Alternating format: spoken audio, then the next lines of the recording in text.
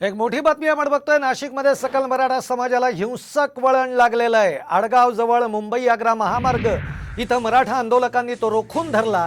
मराठा आरक्षणाच्या मागणीसाठी मराठा समाजानं जिल्ह्यामध्ये रास्ता रोको आंदोलन सुरू केलेलं आहे। यावेळी पोलिसांकडून काही मराठा आंदोलकांची धरपकडही करण्यात आली। जरांगे पाटलांना पाठिंबा देण्यासाठी नाशिकमध्ये मराठा समाज जो आहे तो रस्त्यावर उतरलेला आहे।